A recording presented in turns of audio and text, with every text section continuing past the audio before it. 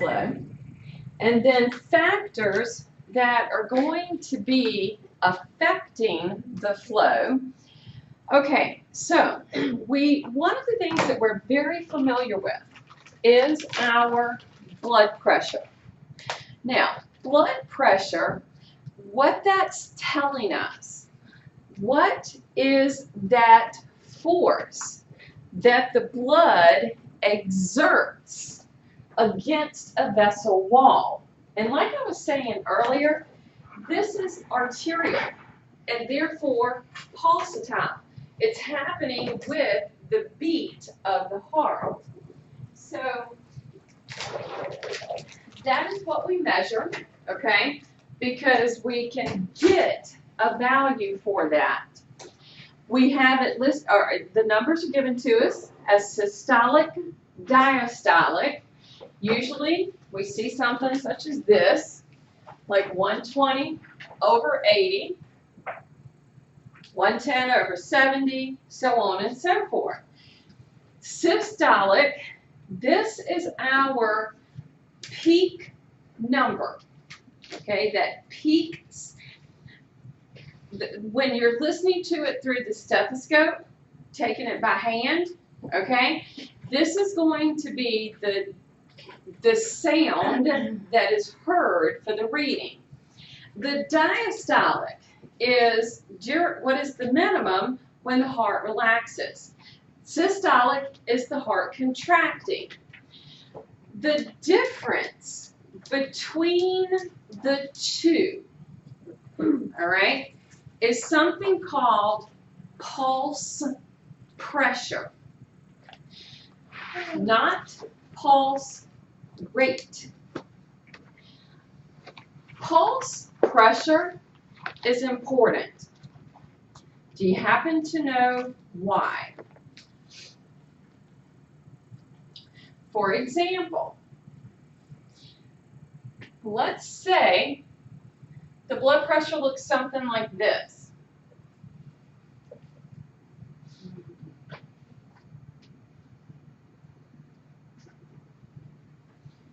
What is it telling me? That person has hypertension. Well, the 130, not so much. If it's usually, I think they usually consider hypertension starting at, is it 140 or 150? It's one of those. It changed. Well, I know they like for the numbers, but really it's based on your age and your physical condition. But I think for like a normal, healthy male, roughly I think around age 21 to 23, where they give that average value, they like for that average value to be roughly like 110/70. But as you get older, like, I don't know, let's say that you're in your 60s or 70s and you're in not the greatest of health, maybe like COPD, other issues that are present, diabetes, that sort of thing, somebody might show a blood pressure like this or higher or something like that. The difference between them now, that pulse pressure here, 40, okay? Difference here now, 80, okay? But what's important about pulse pressure? Ever heard it? Okay, what that's going to tell the caregivers, the pulse pressure can be very indicative of the health of the arteries. Okay, the higher the difference between systolic and diastolic, the more damage there is to the arteries, meaning something such as stiffening of the arteries, which is going to happen with age. All right? This is something that's going to most likely occur.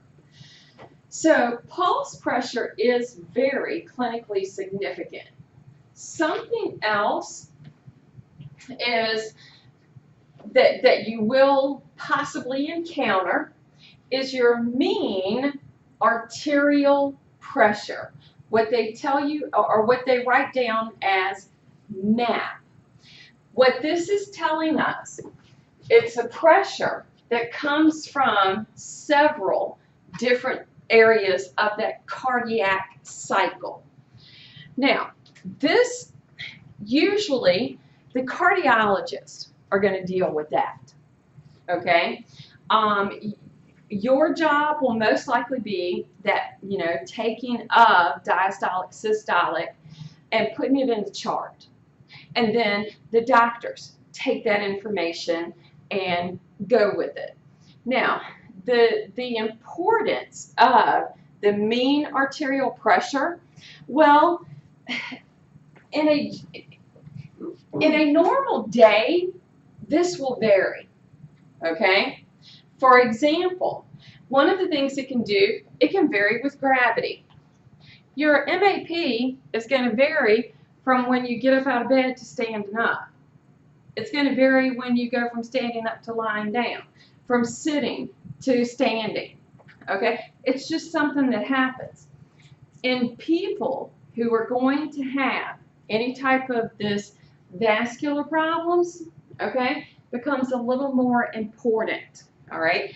They will pay much more attention to MAP in people who might have kidney failure, people who are having serious problems like with edema, people who may have aneurysms, because what that is going to do, it's going to let them know the pressure against that arterial wall that is already damaged and what is the likelihood of possible rupture and death.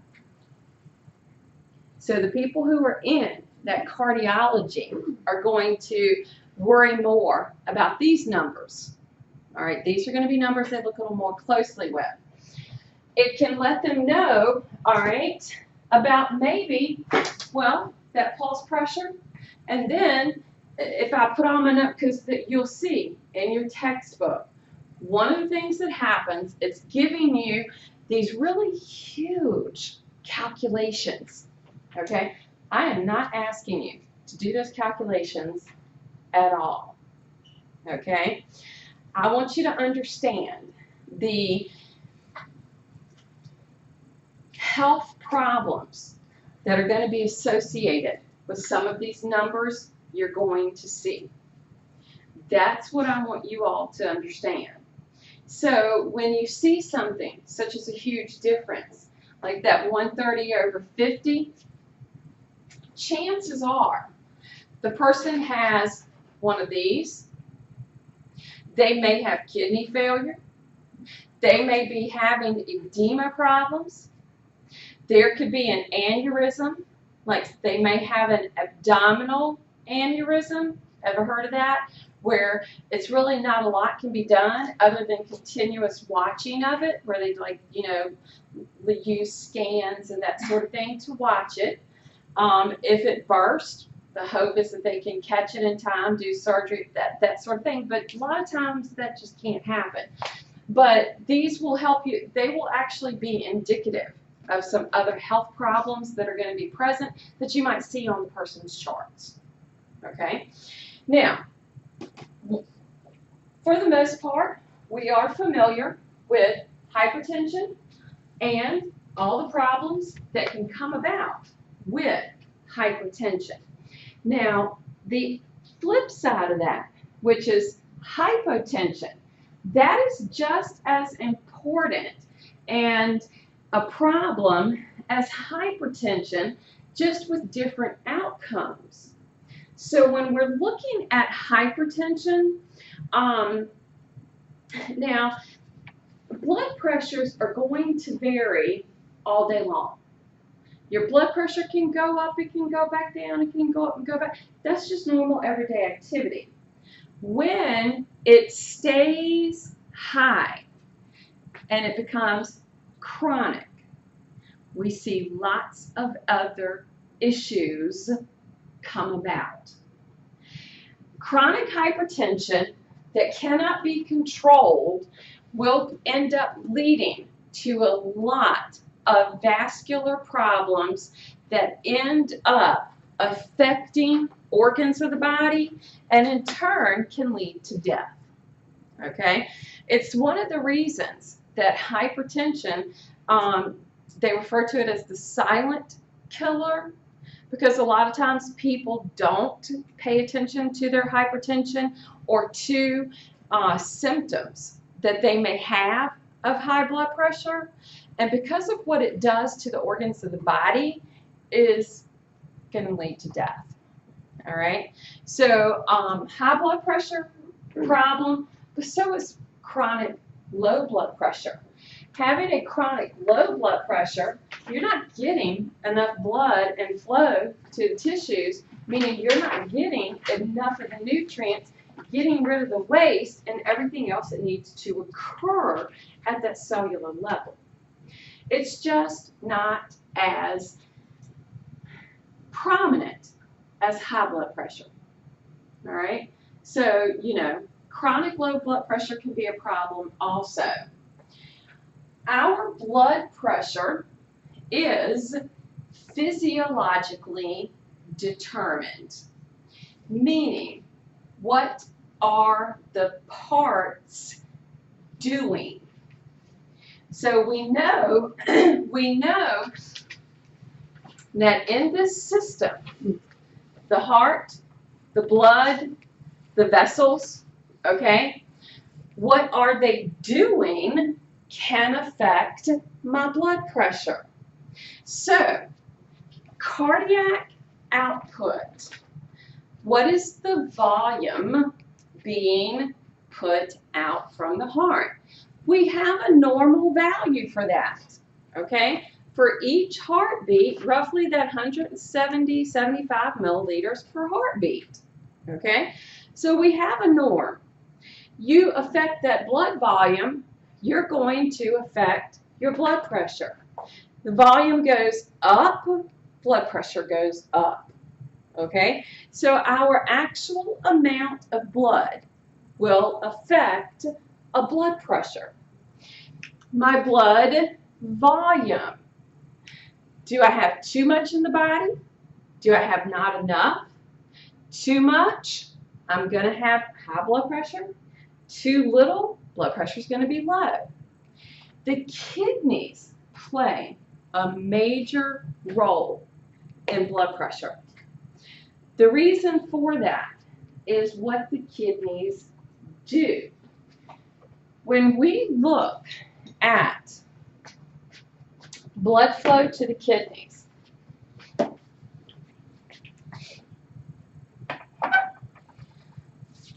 when the heart beats and it goes by way of the aorta and it branches into the neck, head, upper extremities, and then goes through the arch and begins to descend, the first organs that it hits are the kidneys. All right? So, when we talk about regulating blood volume, this means the water content of the blood. If the kidneys are functioning properly, your urine output, meaning the water volume of the body, should be regulated. Blood volume will not be high, and we will not be putting a pressure on the heart.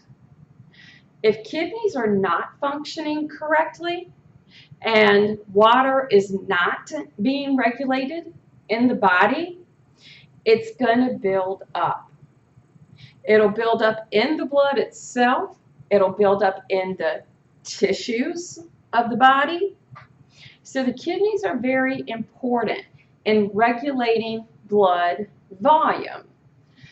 And then another factor, physiologically, okay, physiology, the working of it.